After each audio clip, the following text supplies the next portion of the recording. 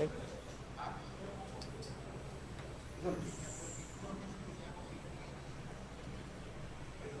bien ahí.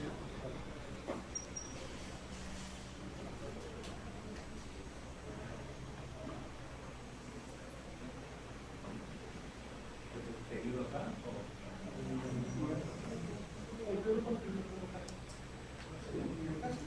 Para que estén más.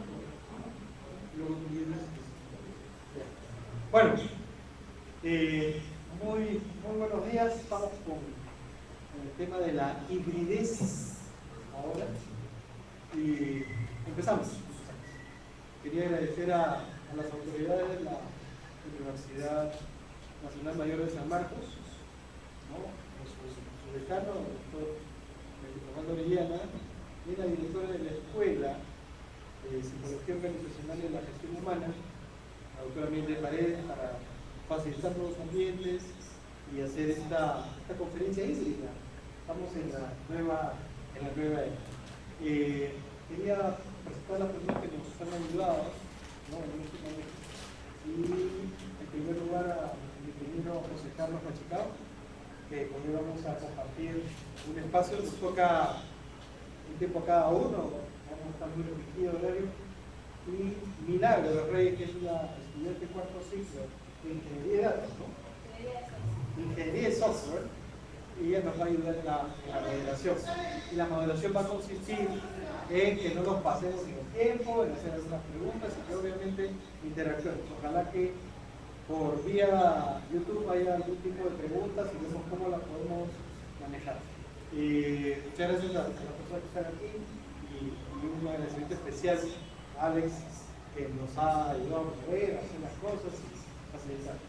Esto, empezamos. Esto va a transmitir, va a estar grabado y me imagino que va a tener otra. Bueno, empiezo yo porque me parece que la inteligencia artificial lo va a relatar muy bien nuestro amigo ingeniero José Carlos Machicao. Yo lo que voy a hacer es una mirada desde el enfoque más amplio, ¿no? Y bueno, vamos con. Bueno, este es el título, es el impacto de la inteligencia artificial y el futuro de los puestos de trabajo, ¿no? Por si acaso en este disparate ya empezó el tema, ¿no? Si le hubiera hecho un GPT, hubiera encontrado los 4 errores ortográficos que tiene. y que luego una persona que a la cual le tiene que conocer un fallo. Eso no lo ha hecho el chat, ¿no? El GPT, porque si no se hubiera dado cuenta de los errores que había. Quiero empezar con una frase de Galileo que decía, aún así se mueve, ¿no? Cuando le combinaron, le dijeron que por favor se retracte de que la Tierra giraba alrededor del Sol. Él se pensaba en ese momento que era al revés. Pero él casi le cuesta la vida esto. Pero ¿qué aún así se hace? Entonces, igual es esto, en el sentido de que la inteligencia artificial tiene 60 años por proceso. Y hay mucho que se está haciendo, pero creo que este es un momento crítico. Ya el ingeniero lo va a deducir. ¿Qué es lo que vamos a ver hoy día? Vamos a ver qué es características, beneficios, qué elementos son claves, qué impactos tiene. Yo voy a focalizar algunos elementos macro y la lógica de los puestos de trabajo. Obviamente concluir algunos aspectos. Bueno, conversando con José Carlos, me dice, sí, en el siglo XVI John McCarthy instaura el concepto de inteligencia artificial en una conferencia. Y lo más interesante es la definición que dice, simple ingenio de hacer máquinas inteligentes, especialmente programadas de cómo, ¿no?, que son inteligentes. La palabra inteligencia, que es clara, ¿no? ¿Qué cosa era la inteligencia? Nos saltamos del 56 al 2019 y hay un punto importante, la condición ética del conocimiento científico y de tecnología. A ver, Ernesto definió un campo que indica máquinas capaces de indicar determinadas funcionalidades de inteligencia humana. Primer aspecto. Incluir las características como la percepción. Ojo, percepción. Esa es una situación muy humana, ¿no? Tenemos 5 sentidos, por ahí va la percepción. El aprendizaje, el razonamiento, la resolución de problemas, la interacción lingüística, que es súper compleja, lo vamos a decir, e incluso los trabajos creativos. Esta definición a mí me hizo redefinir varios aspectos, porque si ustedes se dan cuenta, es la esencia del ser humano. Entonces, ¿cómo es posible que eso de ahí sea inteligencia artificial? En el Perú ha habido mucho avance. Sin embargo, hay un documento que sacó una revista que en el 2018 había unas guías, y lo más interesante era cómo las empresas aplicaban la inteligencia artificial en diversos ámbitos.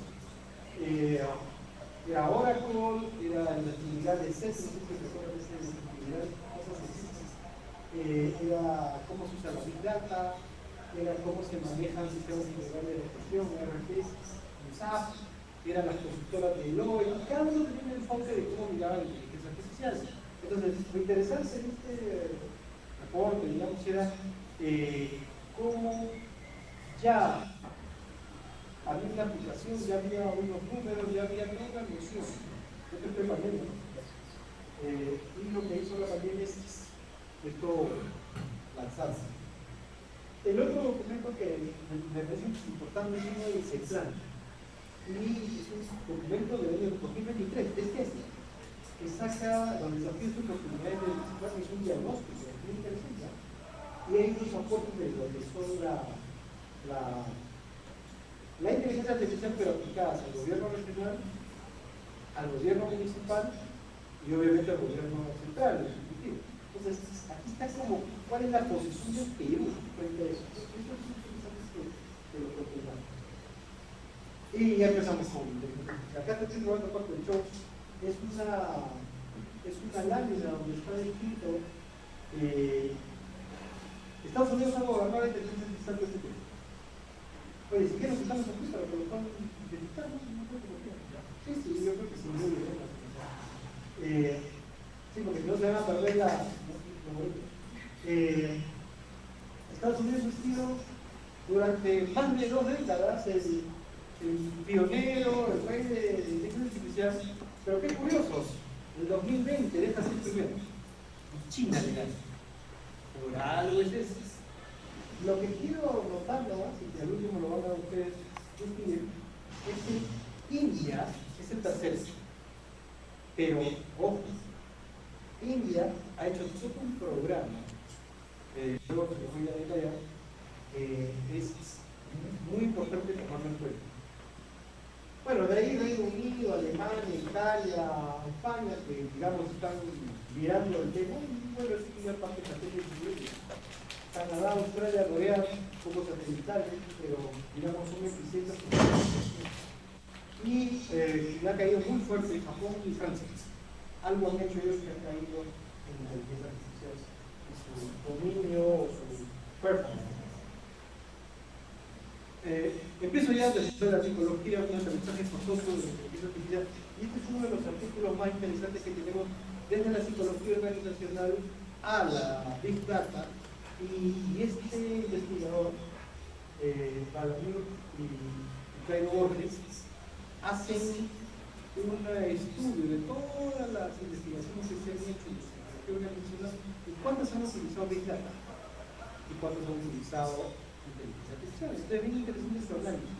Y lo pongo como un artículo porque de alguna otra manera, el que de hoy, ¿por qué no utilizamos más Big Data? ¿Por qué vamos a la encuesta? ¿Por qué vamos a todo un desarrollo que es bien engorroso, pudiendo ir a Big Data? Cuando hablamos de Big Data son grandes caudales de información que pueden estar en los centros de investigación, los institutos nacionales de estadística, la data de los ministerios de trabajo, producción, economía, qué sé yo. O sea, hay información en los países, pero no se usa. Este instrumento es uno que lo van a recordar después, un personaje que es experto en inteligencia artificial y ese es como uno de los encargados importantes en China de haber modelado inteligencia artificial. Bueno, yo imagino que China es gigantesco y este es uno de 10.000, ¿no? Pero ahí vemos pantalla. Bueno, ahí tienen a dos personajes que están acá Entonces estábamos discutiendo, esto, ¿te acuerdas? Era sobre el entrenamiento de Amazon para una investigación que estábamos conversando discutiendo qué habíamos hallado. Bueno,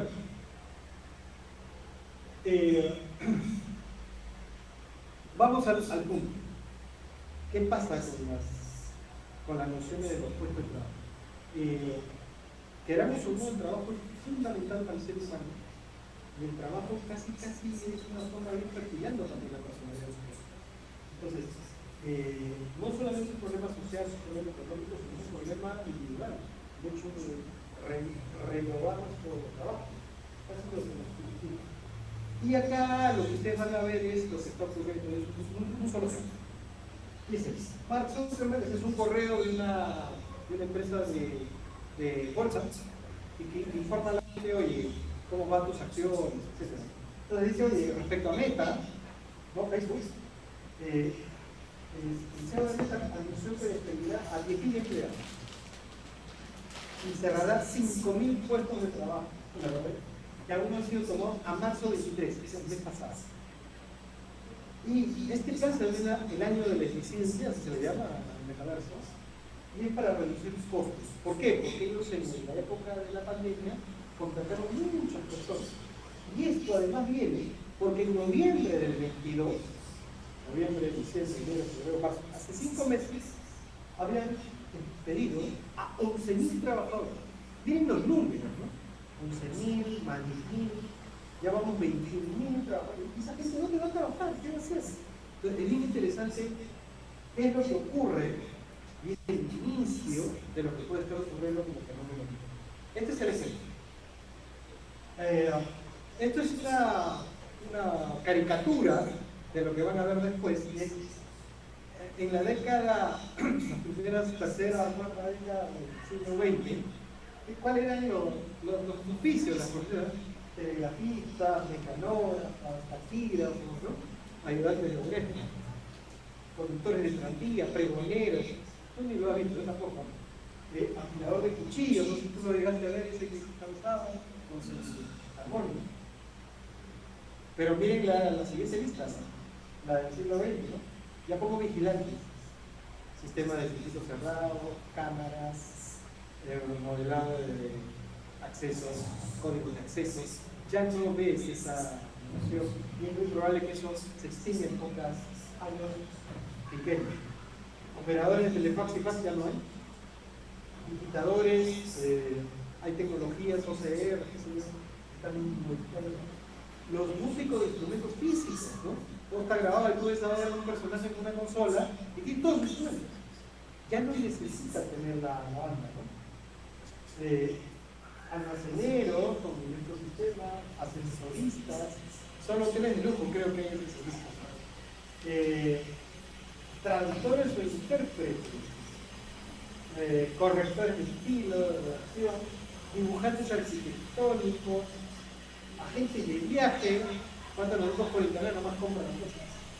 Cajeros de banco, bibliotecarios. Acá seguro va a haber alguno que se va a enfadar conmigo, pero ya no va a haber. Relacionistas industriales. ¿Tú recuerdas los relacionistas industriales?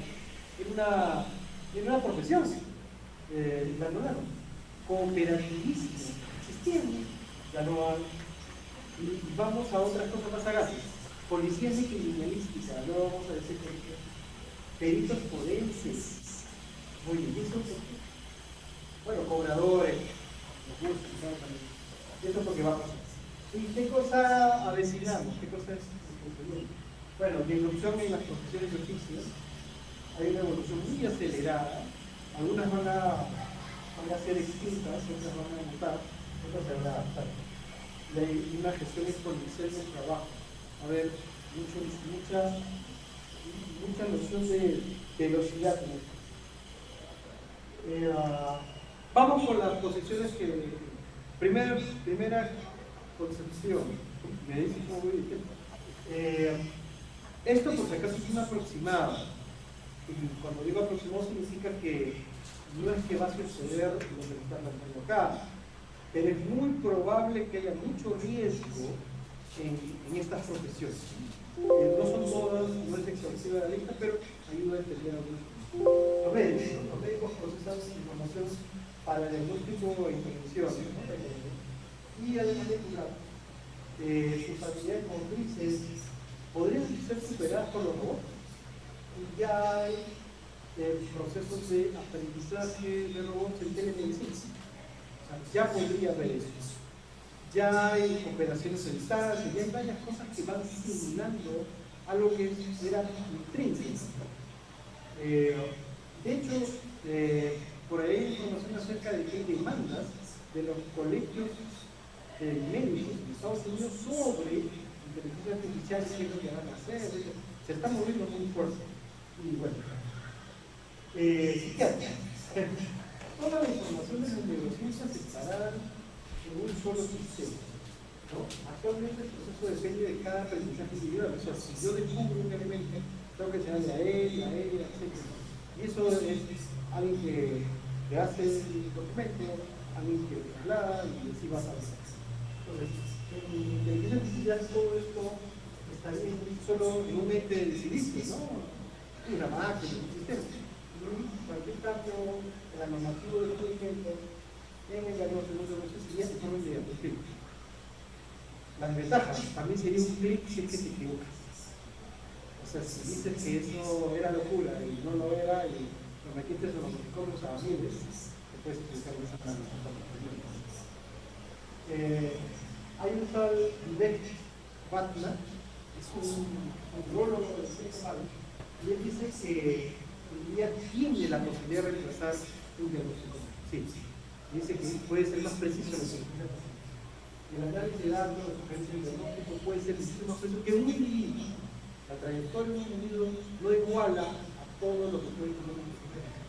Es muy probable que vamos a confiar más en la inteligencia artificial.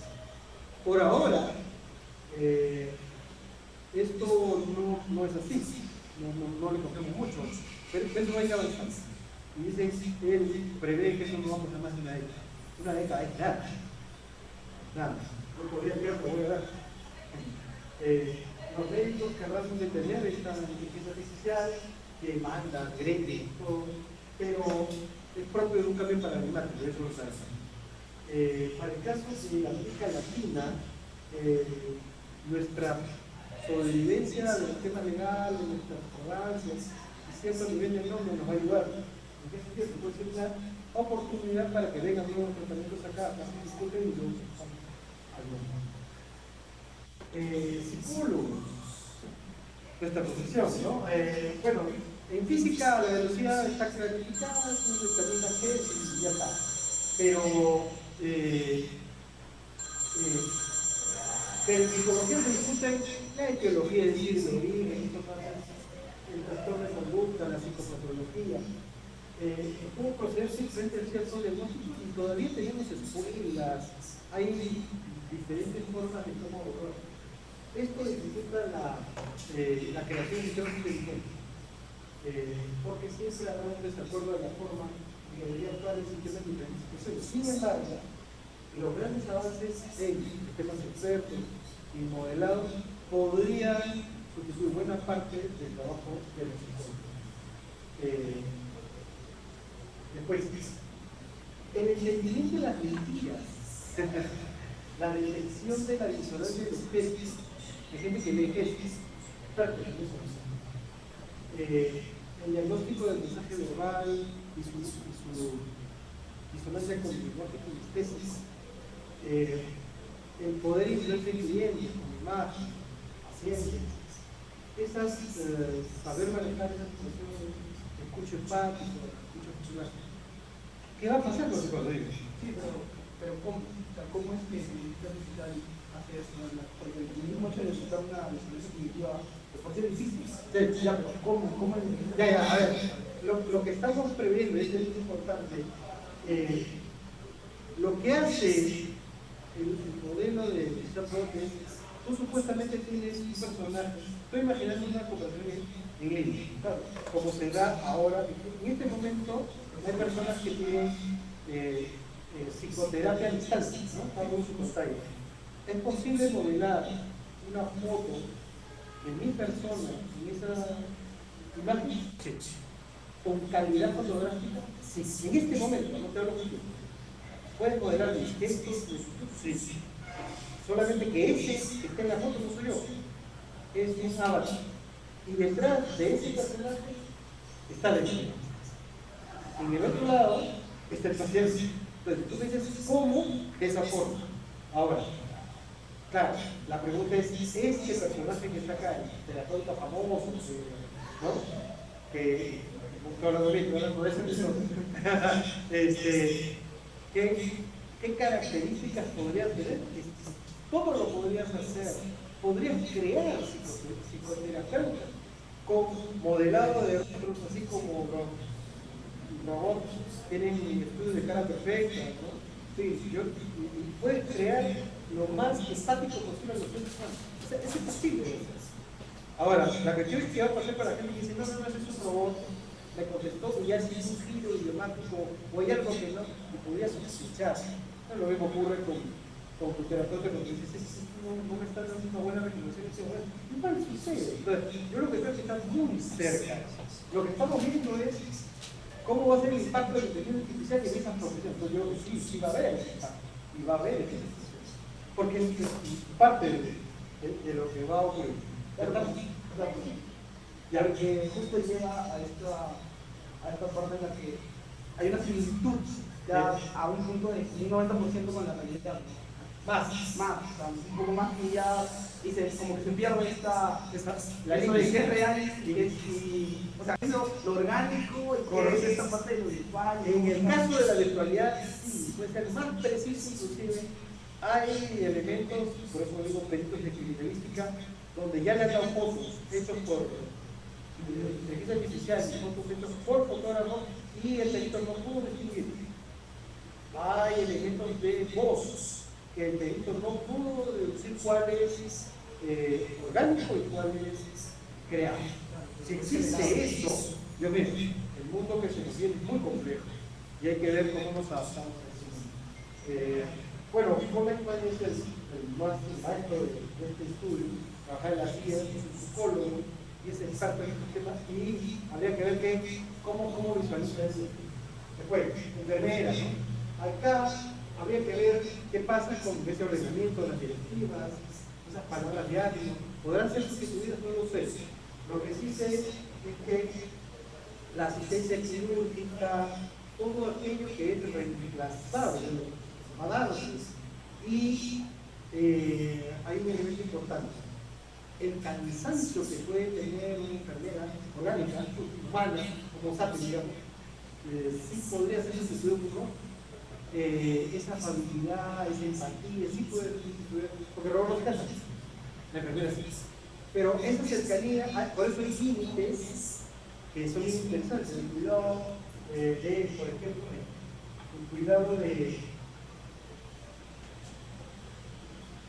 el cuidado de niños, de ancianos, por ejemplo. Eso no sabemos si pasa a suplir, ¿no? Yo recuerdo que en el año 1997 un japonés en un congreso internacional de psicología, y lo único que investigaba en esa investigación básica era la altura que debía tener una persona para poder ser más sensible a los niños.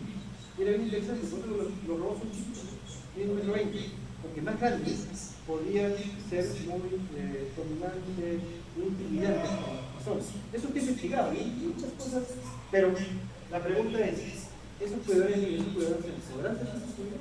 Hay gente que dice que sí, gente que dice que no. En todo caso, veremos. Conductores de autos, supuestamente la inteligencia artificial podría reducir un 90%, y creo que uno de los principales elementos que se va a cambiar. Igual Harari decía que 31% de accidentes por alcohol, 31% por exceso de velocidad y 21% por distracción de los conductores. Todos esos son turismos. Y imagínense todos los pilotos de avión. Imagínense todas las cajas negras que hay y toda la experiencia de entrenamiento de pilotos de guerra, pilotos comerciales, todos en una inteligencia artificial y que la inteligencia maneje y piensa que son un copiloto. Si algo falla, no está ahí. Pero ¿quién es el que hace el trabajo? ¿El Homo sapiens? O sea, ¿el orgánico o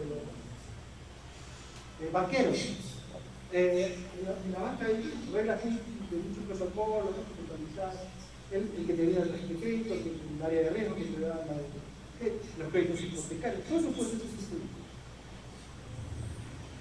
Abogados, mucha cantidad de información, hay una parte técnica de los abogados, todo lo que es procesamiento de información, eso lo puede sustituir la inteligencia artificial, se lo brinda al staff de abogados y va a avanzar. Probablemente la decisión más intuitiva respecto a costos, eso va a hacer los seres humanos, ¿no? Porque a ver, este señor tiene, ¿no? Analiza su billetera, su cuenta corriente y le pone el precio, ¿no? Y debe ser más que el otro tiene pocas. Pero ahí, sí. En ese caso, no sería más un complemento. Sí, está bien, por eso hablaba de todas las personas que en este caso son abogados, que producen información para los que rigen los datos, etc. Por eso puede ser fácilmente sustituible, ¿no? Periodistas, ¿no? Ya está. Casi ya. Hay un sitio de noticias tecnológicas en el cual unos redactores no pudieron distinguir entre lo que fue hecho por humanos y fue hecho por el SARS. Guardaespaldas. Imagínate un guardaespaldas, acá lo colocamos. Imagínate un robot que sepa exactamente en ese país donde va ese artista, ya sabes quiénes son todas las personas que tengan antecedentes penales, tiene interconexión con todas las cámaras de seguridad de toda la vuelta y puede tener un acceso con las cámaras de los ¿cómo se llama? Drones. Los drones. Listo. Superó a un guardaespaldas con sus sentidos limitados. Profesores educadores, ahí estamos dando golpe a la universidad. Sí, actualmente los alumnos podrían hacer sus tareas y con un nivel de summa cum laude o doctoral en física. ¿Qué nivel tiene? Maestría. Y te puede entregar eso sin errores, con buena zapa y todo perfecto. ¿Cómo hacen los profesores para poder distinguir qué cosa es real, qué cosa es real y qué cosa no? Es invisible. En este instante. Por lo tanto, tienes que cambiar la forma de los exámenes. Tienes que cambiar la forma, cómo evalúas, cómo deben ser los entregables, qué debe hacer el profesor para normales. Aparte de todo lo que estamos hablando del cambio de las profesiones.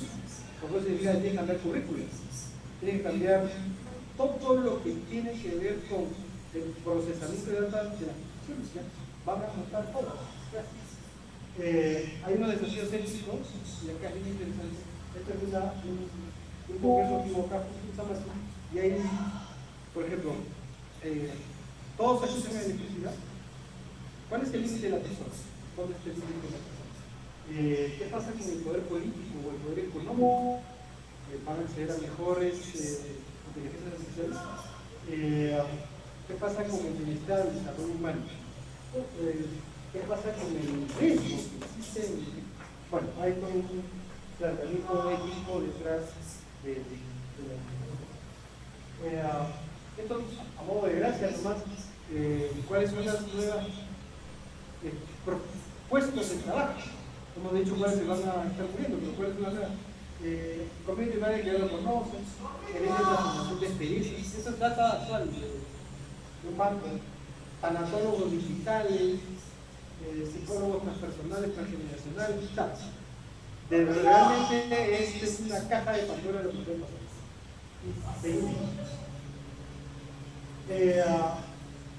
Esto lo voy a pasar después de conclusiones.